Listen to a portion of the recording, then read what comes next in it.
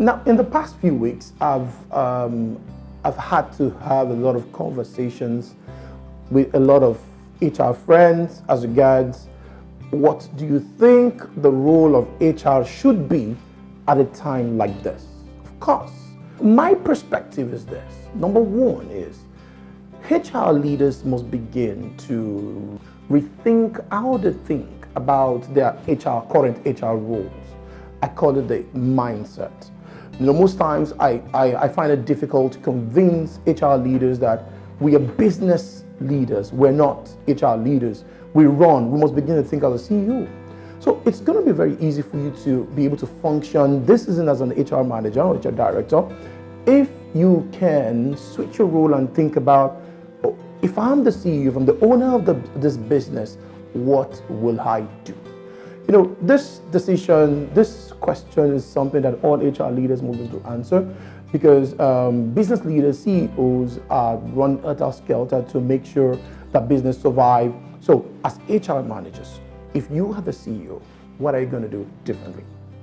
Number two is HR leaders must begin to prepare for, should I say, perform workforce planning now, because the workforce you have before does not have a right force cannot generate the right force needed for the business again. So what do?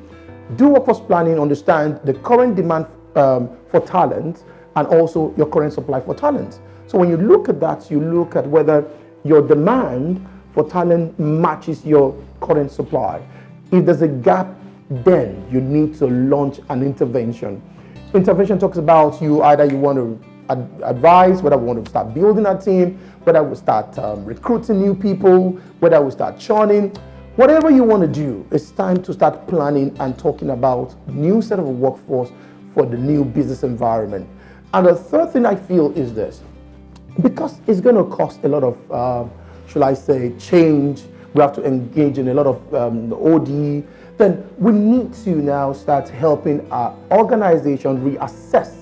I call it readiness assessment for the change.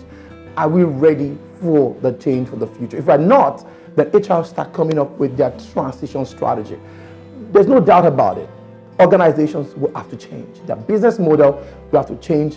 Some will get into new businesses. So we need to step in now as HR leaders when it comes to our workforce planning, forecasting, what do we need when it comes to workforce, and helping our company to go through this transition by doing a comprehensive readiness assessment and also forming an effective transition strategy.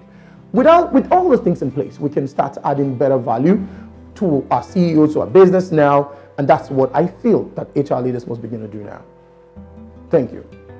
Ajibola Bamidele, empowering people and organizations.